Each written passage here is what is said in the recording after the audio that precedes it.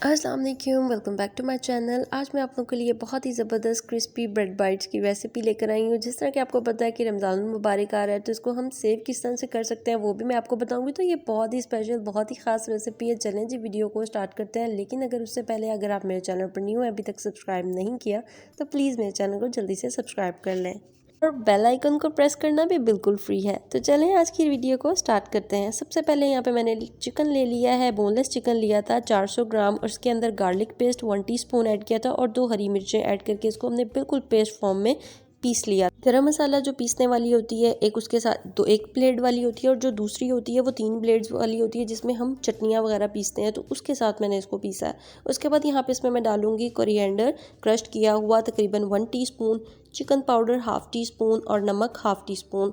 नमक आप अपने टेस्ट के मुताबिक कम या ज़्यादा कर सकते हैं। कुटी हुई लाल मिर्च 1 टीस्पून, गरम मसाला 1 टीस्पून, ज़ीरा यहाँ पे मैंने लिया है तकरीबन 1 टीस्पून, और यहाँ पे मैंने 1 टीस्पून जो है वो लेमन जूस इसमें ऐड कर दिया था।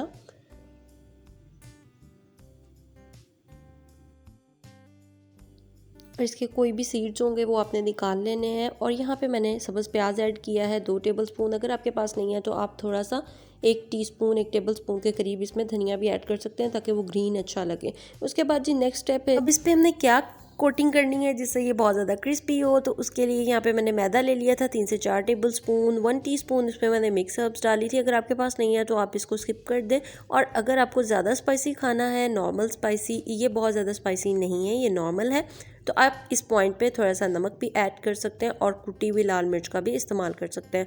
तो मैंने यहाँ पे थोड़ा सा नमक ऐड कर दिया था हाफ़ टी स्पून के करीब, और मिर्च मैंने ऐड नहीं की थी क्योंकि बच्चों ने खाना होता है तो वो बहुत ज़्यादा फिर एक्स्ट्रा स्पाइसी हो जाता है। तो आपने इसकी कंसिस्टेंसी कुछ इस तरह की रखनी है। तो चलें चलते हैं थर्ड स्टेप की तरफ।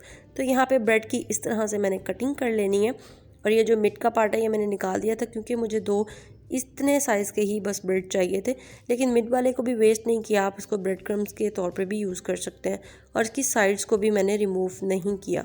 अगर आप चाहें तो पूरा ब्रेड का स्लाइस भी ले सकते हैं, वो जिस तरह आपको पसंद हो आप उसी तरह से इसको कर लीजिएगा। उसके बाद ये मैंने स्प्रेडर नाइफ़ से जो है वो इसको इस तरह से स्प्रेड कर लिया था, बिल्कुल पतला पतला, जितना आप चाहें इस पे लगा सकते हैं। और क्योंकि ये बिल्कुल मैश्ड हुआ हुआ है तो ये इसको कुकिंग टाइमिंग तकरीबन 3 से 4 मिनट ही है। तो इसको मैंने इस तरह से सारे मैंने कर लिए हैं। और हमने इसको अब सेव किस तरह से करना है वो भी मैं आपको बताती हूँ। सबसे पहले तो आपने इसको कोट करना है सबसे पहले मैदे में, और मैदे के बाद यहाँ पे मैंने कॉर्नफ्लेक्स ले लिए थे। कॉर्नफ्लेक्स ले लें, अगर आप कॉर्नफ्लेक्स नहीं यूज़ करना चाहते हैं तो आप ब्रेड क्रम्ब में भी इसकी कोटिंग कर सकते हैं।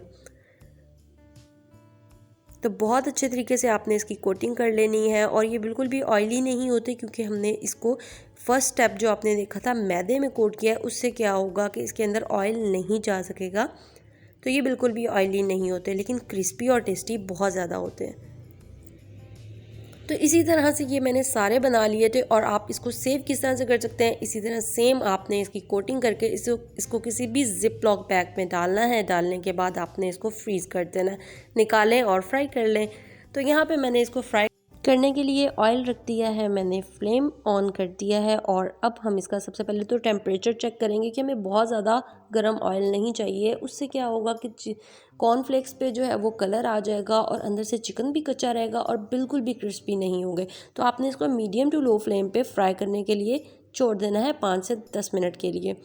तो उसके बाद ये बहुत ज़्यादा क्रिस्पी भी हो जाएंगे और टेस्ट भी बहुत मज़े का होगा। और आपने इसको साइड इसकी चेंज करनी है 2 से 3 मिनट के बाद। डालते ही फ़ौरन साइड चेंज नहीं करनी या बिल्कुल भी इसके साथ छेड़खानी नहीं करनी है। उससे क्या होगा कि ये कॉर्न फ्लेक्स जो हैं वो सारे ऊपर से उतर जाएंगे। तो फाइनली देखें कलर कितना खूबसूरत आया और देखने में कितनी ज़बरदस्त लग रही है। अगर आप किसी की अफ्तार पार्टी कर रहे हैं या अफ्तार में दावत कर रहे हैं तो ये रेसिपी आप लोग ज़रूर ट्राई कीजिएगा। तो जी माशाल्लाह अल्हम्दुलिल्लाह बहुत ही ज़बरदस्त हमारा प्लेटर लग रहा है। और अब मेरे मुंह में पानी आ रहा है कि मैं इसको टेस्ट करूं और आपको टेस्ट करके बताऊं कि किस तरह का बना है। लेकिन एक दफ़ा आप लोग इसकी लुक देखें कितनी खूबसूरत है और इसकी कोटिंग कितनी क्रिस्पी लग रही है। तो चलें जी बिस्मिल्लाह करते हैं और इसको टेस्ट करके मैं आपको बताती हूँ कि कैसा बना।